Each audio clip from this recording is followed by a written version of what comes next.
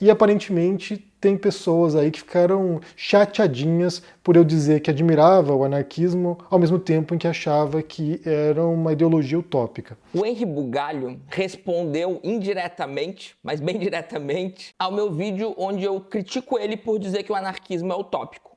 Ironicamente, no vídeo dele, em momento algum ele explica por que o anarquismo é utópico. Ele tem um vídeo onde ele fala que o anarquismo é utópico, mas ele não desenvolve.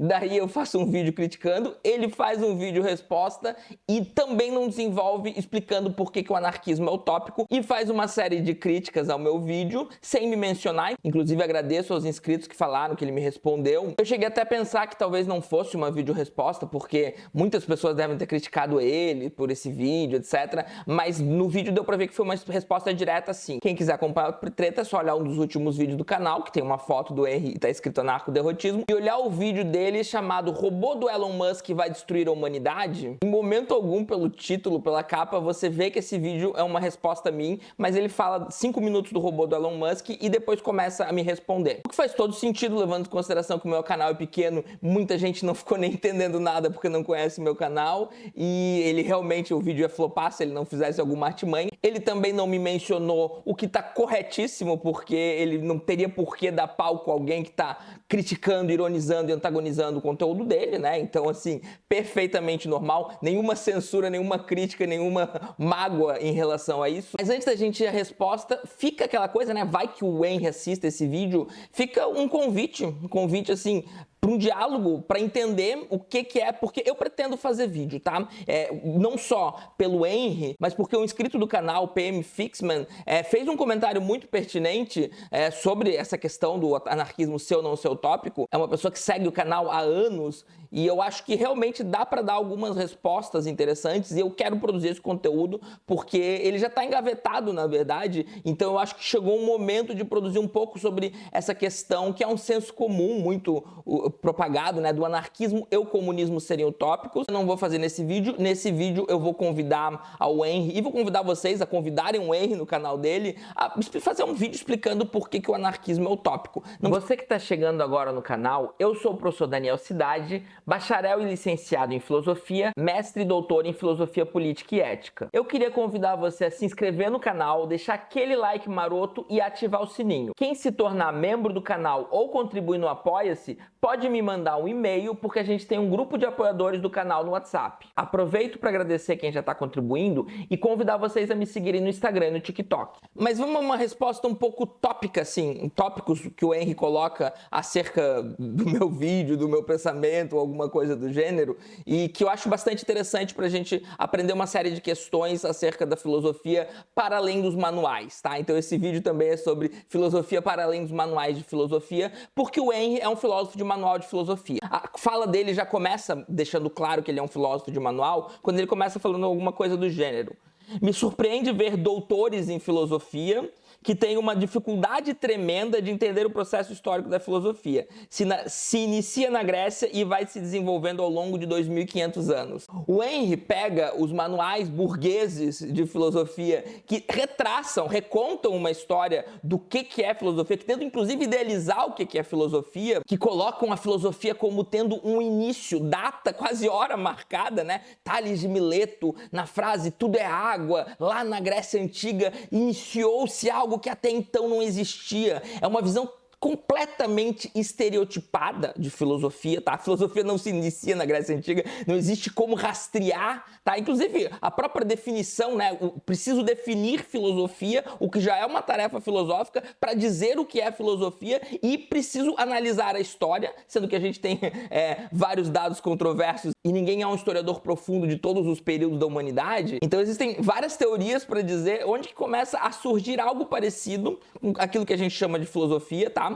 Então, a questão do Oriente, né? Egito, por exemplo, existem livros sobre isso, existem pessoas que se debruçam sobre esse debate, né? Olha só, aquilo que tem Platão e Sócrates, eles tiraram daqui, eles tiraram dali, enfim. A filosofia é uma tarefa coletiva, tá? Ela não surge da mente de uma única pessoa. E o Henri tem uma visão visão bem idealista, então, uma visão bem idealista que precisa ser combatida, que é a dos manuais de filosofia, de que eles, né, de que a filosofia surgiu em algum momento, de que existe então todo um desenvolvimento de grandes pensadores que vão debatendo ideias, como se não existisse uma materialidade, como se para cada grande pensador não tivesse alguém que foi silenciado, alguém que foi perseguido, alguém que foi queimado na fogueira, alguém cujos livros foram queimados na fogueira, alguém cujas ideias eram tão relevantes, tão importantes ou até tão corretas, muito mais corretas, eu diria, em vários momentos, mas que naquele momento histórico, por conta dos projetos de poder de uma elite, foram silenciados. Então, você pega a política de Aristóteles, ele vai dizer que a natureza fez alguns para dominarem e outros para servirem e que a escravidão é natural. Ele diz textualmente que ele está respondendo àqueles que dizem que os seres humanos são naturalmente livres e que não existe nada que subjugue eles. Então, assim, é algo que já existia na época de Aristóteles. Não é algo que, todo mundo pensava a favor da escravidão naquela época ou alguma coisa parecida. A gente conta essa história porque ela é conveniente para as estruturas de poder. Então, quando eu penso a história de filosofia, eu coloco como bom Foucaultiano, eu coloco as estruturas de poder como relevantes. A história da filosofia não é a história de grandes pensadores, predominantemente homens, que são todos ocidentalizados, então, e supostamente estão inscritos na história por conta da sua genialidade, por conta da genialidade das suas ideias. A gente precisa trazer isso para o mundo real e a gente precisa trazer as estruturas de poder, a gente precisa trazer as inúmeras batalhas que ocorrem a partir dessas ideias e aqueles a quem essas ideias beneficiam, porque a história da filosofia é uma história do poder. Essa ideia de que antes, então, dos gregos geniais, brilhantes, que quase do nada, até um nome, milagre grego, tá? Existe um nome, milagre grego, para o início, então, da filosofia, né? O suposto início, é uma ideia estereotipada, né? Antes tinha um mito, tinha mitologia, e daí as pessoas acreditavam na mitologia e ninguém questionava nada. Ninguém questionava nada, o poder era essencialmente despótico, e daí todo mundo obedecia, e era isso aí. Isso já foi desmistificado e a gente vai ter que... cientificamente desmistificado. Eu recomendo um livro que eu vou falar em outros vídeos, que é O Despertar de Tudo, do David Graeber e David Wengrow, anarquista, pelo menos o Graeber é um anarquista militante. O Wengrow não conseguia achar muita opinião política dele, mas parece ali muito bem casada com a do Graeber, mas você precisa entender que isso é uma visão eurocêntrica da coisa, totalmente eurocêntrica. Isso é uma construção social. Os manuais de filosofia são uma construção social, respondem a certos interesses das relações de poder e das classes dominantes. E olha como é caricata a fala do Henry, né? Basicamente o percurso surge um pensador, surge do nada, né? Ele elabora uma tese, vem um pensador na sequência, contesta essa tese original desse autor e assim fica nesse embate perpétuo. Não é como se fosse, né, inúmeras pessoas elaborando inúmeras teses, inúmeras pessoas discutindo, etc., as estruturas de poder criando as coisas e de repente, né, as estruturas então midiáticas, então, né, aqueles que detêm o poder de passar as narrativas, de passar as ideias adiante, escolhem aquelas que melhor cabem às suas hierarquias de poder. Então, olha como é uma coisa mitificada o modo como ele está apresentando a história da filosofia, que, mais uma vez, é retirada dos manuais. O Henry não criou isso, o Henry não é culpado por isso, ele está só reproduzindo os discursos que ele aprendeu na faculdade de filosofia. E daí ele vai dizer, né, a história da filosofia é essa história do embate de ideias. Não tem poder aí, é a história do embate de ideias. E daí, os grandes pensadores, então, né, são aqueles cujas ideias foram melhores. É uma questão bem de culto mesmo, tá? Que eu tento muito sair daqui nesse canal, que é de culto aos grandes pensadores, como se fosse, né, como se a gente tivesse algo muito grandioso a descobrir lá, ali na minúcia das ideias que foram embatidas num campo quase livre de relações de poder. Então, assim, isso é tudo muito estereotipado. Ele ainda vai dizer que é um processo dialético, tá? Então, assim, dialética é uma palavra que a gente pode usar para qualquer coisa. Inclusive, eu acho que ele estava pensando muito mais na dialética socrática do que na dialética hegeliana, mas não tô aqui para discutir dialética. O que eu tô aqui é para dizer que a história da filosofia é uma história de grandes autores fetichizados e orientados para a construção de uma narrativa ocidental. E hoje a gente começa a tentar desconstruir isso com decolonialismo, com pós-modernismo, com algumas vertentes de marxismo, anarquismo, enfim, dê o nome que você quiser. Estamos tentando desocidentalizar a filosofia. Sabe aquela coisa estranha onde as revistas, a indústria cultural vai falar as melhores bandas do mundo, daí é 90% banda inglesa ou estadunidense, e daí colocam umasinhas ali de outros lugares do mundo para não ficar feio demais, etc, né? E daí você pensa, tá, mas que mundo, né? O mundo é aquilo ali então, sabe? Essa ideia de ver o mundo como esse centro imperialista. Então, a história da filosofia passa pelo mesmo problema. E não é um problema fácil de resolver, não. Não é simplesmente falar, vou abandonar esses autores, vou abandonar essas ideias e foda-se. Não, preciso estudar muito o que está acontecendo, preciso, inclusive, estudar esses autores. Não estou dizendo que a gente resolve abandonando esses autores. Pelo contrário, uma das maneiras de não resolver o problema é abandonar esses grandes autores, tá? Uma das maneiras de não resolver o problema é abandonar esses autores. Então, que não seja dito em momento algum que eu estou dizendo pra gente abandonar esses autores, mas sim eu estou dizendo que eles são fetichizados e sim eu estou dizendo que eles são orientados a uma narrativa. E essa narrativa reforça o poder das classes dominantes. Daí ele passa pro anarquismo, né? Ele vai dizer, o anarquismo também foi contestado por muitos pensadores. Muitos pensadores trouxeram as falhas mais problemáticas do anarquismo foram marxistas. Marxistas que dizem que o anarquismo e o marxismo são basicamente a mesma coisa, eles estão te enganando. Eles estão te enganando porque isso não é verdade. E daí foi o grande espantalho que ele criou de mim, né? Porque eu recortei, eu fiz um recorte. Nesse vídeo eu vou tratar o anarquismo e o comunismo como a mesma coisa, porque quando a gente está discutindo a questão do fim, a questão da finalidade, eles são a mesma coisa, porque a finalidade é o fim do Estado. A finalidade é derrubar o Estado, entender o Estado como um mecanismo de violência e opressão e derrubá-lo. Por que eu utilizo essa estratégia retórica? Porque o Henry faz o tempo todo crítica aos comunistas, né? Ele faz, vocês já viram, possivelmente, ele está sempre criticando os comunistas. Logo, a gente sabe já que ele não é comunista. Ou seja, ele não deseja o fim do Estado através do comunismo. Quando ele elogia o anarquismo e diz que o anarquismo é utópico, ele está dizendo que não tem como ter o fim do Estado através do anarquismo. Então, o Henry é alguém que está declarando que é impossível o fim do Estado. Se a gente tá, e é aí que tá, né, gente? A gente tá no YouTube. Isso não é um livro, né? Isso não é um livro onde a gente vai minuciosamente tratar tudo. Se a gente tá discutindo sobre o fim do Estado e tem alguém que diz que o fim do Estado não é possível, eu vou pegar todo mundo aqui que diz que o fim do Estado é possível, que são os anarquistas e comunistas, e falar que nesse tema eles são basicamente a mesma coisa. Quando a gente for discutir como que a gente chega no fim do Estado, como que a gente derruba, como que a gente constrói outra coisa, a gente tem outra discussão completamente diferente. Nessa discussão completamente diferente, anarquismo e comunismo não são a mesma coisa. Inclusive, existem vários tipos de anarquismo, vários tipos de comunismo, de socialismo, de marxismo e de outras coisas possíveis. Assim, não tem como estudar tudo o que já foi produzido sobre esse assunto na história da humanidade. Então, não estou dizendo e nunca disse que amplamente anarquismo e comunismo são a mesma coisa. Estou dizendo que podemos fazer um recorte acerca da finalidade e são os dois grupos que a gente isso já é um recorte, né? Já é uma simplificação, tratar anarquismo e comunismo ou anarquismo e marxismo como grupos, né? Grupos homogêneos, existem vários anarquismos e vários marxismos, mas nessa simplificação são os dois grupos que desejam o fim do Estado e que entendem que o Estado é opressor e violento. Então, estão sim no mesmo saco. Estão no saco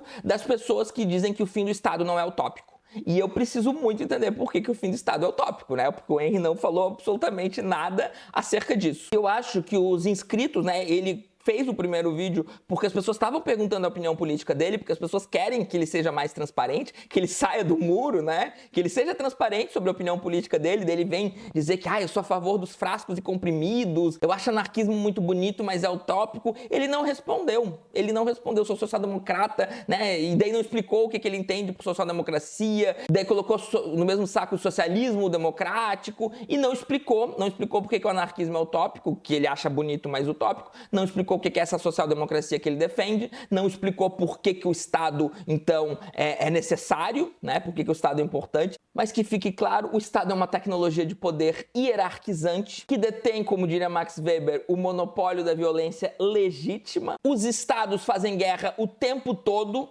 eles ajudam a concentrar renda, inclusive os Estados Unidos gasta quase $1 trilhão só com a indústria da guerra por ano, e tem mais de 700 bases espalhadas ao redor redor do mundo, é o país que mais financiou a ditadura, é o país que mais interviu, que nunca respeitou a autodeterminação dos povos, o único país que jogou bomba atômica em cima de civil. Os estados criam locais de enclausuramento, que a gente chama de prisão, que muitas vezes são verdadeiros campos de concentração e que colocam só pobre lá, só pobre é um lugar feito exclusivamente para os pobres. E, no entanto, para o Henri Bugalho, isso é uma instituição necessária. E comunistas e anarquistas discordam e querem acabar com essa instituição violenta. Claro que, se a gente for pegar de mais uma simplificação, então eu vou ter sempre dizer que a gente está falando de simplificações, né? Porque não tem como se aprofundar num vídeo do YouTube, mas numa simplificação, os comunistas são aqueles que acham que a gente precisa de uma etapa transitória chamada socialismo, onde a gente tira o poder do Estado capitalista,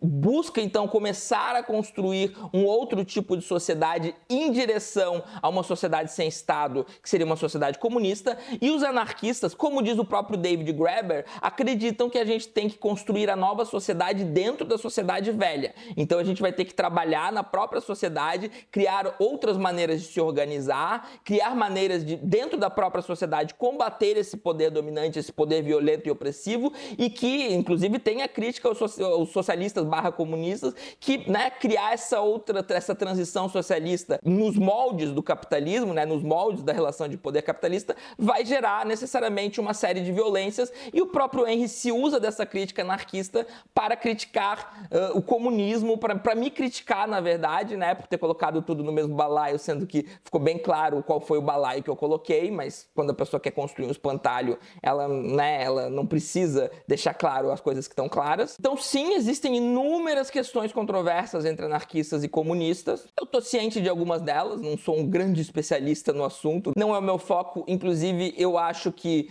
existe muito uma ideia de que a gente precisa realmente delimitar certinho como é que as coisas vão ser, quem que tá certo, quem que tá errado, e eu acho que isso é um pouco de exagero, tá? Outra maldade é que o Henri vai dizer, né, que as experiências socialistas confirmam, então, que o comunismo não é possível, né, que não tem como uma experiência socialista criar uma sociedade mais livre, etc. Isso daí eu acho, assim, um dos motivos de eu não gostar do Henri, um dos motivos de eu fazer vídeo ironizando ele, criticando ele. Como eu falei, não é a pessoa do Henri, mas o que ele representa. E o que ele representa? Ele representa certo tipo de pânico moral em cima do socialismo, em cima das experiências socialistas, em defesa do capitalismo, em defesa desse sistema, né? O Henri vê os Estados Unidos da América como uma democracia e chama de ditadura tudo o que aconteceu no socialismo, tá? O Estado mais violento, mais terrorista, baseado nos fatos, não é a minha opinião, baseado nos fatos, o Estado mais terrorista que a humanidade já viu, o Estado que mais investe em guerra em toda a história da humanidade, o Estado que mais interviu, mais violentou a autodeterminação de todos os povos possíveis, seja financiando ditadura, né, Chile, Pinochet, o próprio Brasil, seja indo diretamente influenciar e ditar regra e muitas vezes sofrendo resistência, né, como acontece no Vietnã, como acontece na Coreia, como acontece em Cuba, e daí criando toda uma indústria de pânico moral em cima desses países para que eles não possam ter a sua autodeterminação, para que eles saibam que a qualquer momento eles podem cair, e como a gente vê Israel, né, fazendo um genocídio a céu aberto, televisionado, e um genocídio que está ligado aos Estados Unidos, que está ligado ao capitalismo, e a gente vê um Henri Bugalho passando pano para essas merdas, a gente entende que existe toda uma construção discursiva de defesa desse sistema violento, chamado Estado, chamado capitalismo, que está fundado no imperialismo norte-americano, estadunidense, europeu, enfim, toda uma série de relações complexas de poder que a gente não tem como elaborar minuciosamente agora. Inclusive, me falta muito conhecimento em vários aspectos para elaborar tudo. Ninguém tem conhecimento sobre tudo, na verdade, eu diria. Então, assim, mas existe então toda uma indústria cultural de criação, inclusive filosófica, sociológica, econômica, de pânico moral em cima daquilo que aconteceu nas experiências socialistas, que acontece nas experiências socialistas, que cometem inúmeros erros, inclusive porque elas surgem das experiências capitalistas. Ninguém diz que vai ser do nada, tá? As subjetividades construídas dentro do capitalismo permanecem subjetividades capitalistas, embora busquem libertar-se disso, tá? Então é um processo lento, demorado e um processo que não está dando certo justamente por conta de toda essa intervenção violenta. O Henry invisibiliza toda essa intervenção violenta. Ele vai invisibilizar, né, que quando a União Soviética faz a sua revolução, todas as forças imperialistas vão lá para destruir. Tá? Ele vai invisibilizar, então, que Cuba, né, quando faz a sua revolução pela sua autodeterminação, Estados Unidos indo lá tentar matar a CIA, tentando matar Fidel Castro inúmeras vezes.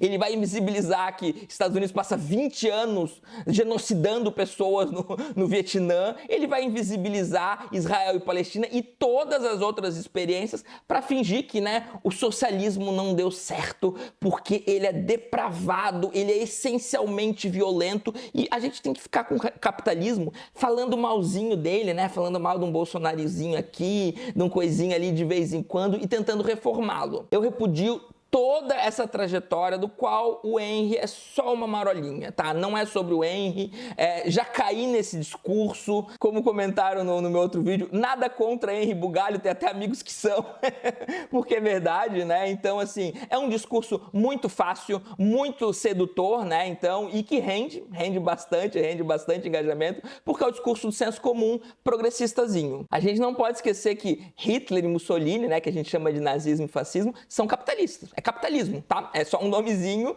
pro certo tipo de experiência capitalista que a gente faz questão de separar para parecer que não. Tem o capitalismo certo, bonitinho aqui, que funciona, e existe o capitalismo, nem capitalismo, é nazismo e fascismo só, que é malvado, feio e bobo e que a gente tem que evitar dentro desse capitalismo, sendo que foi esse capitalismo que criou esse outro capitalismo e que tá sempre à sua mercê, que é o que a gente vê agora. Não tem nada mais terrível do que ser moderado acerca de um sistema que mata, estupra, rouba, genocida e destrói o planeta. Então, essa ideia de um Henry Bugalho a favor da paz e moderado é uma mentira, é uma falácia, é um espantalho. Henry Bugalho é um defensor extremo do capitalismo, do imperialismo, e ele usa a ferramenta da correção bonitinha, higienizada, né, de alguns mecanismos que estão tão injustos, tão violentos que eles pulam aos olhos de todo mundo e falar, não, a gente realmente precisa melhorar isso. Mas assim, a essência do sistema a gente tem que defender porque, ó, lá tem coisa muito malvada, feia e boba, socialismo, comunismo, ou coisa bobinha, ingênua e utópica como anarquismo. E sim, eu me coloco ferrenhamente contra isso, por isso eu fiz os meus vídeos, mas que bom que temos a oportunidade de expor algumas opiniões aqui. Então é isso, pessoal, espero que tenham gostado e até mais.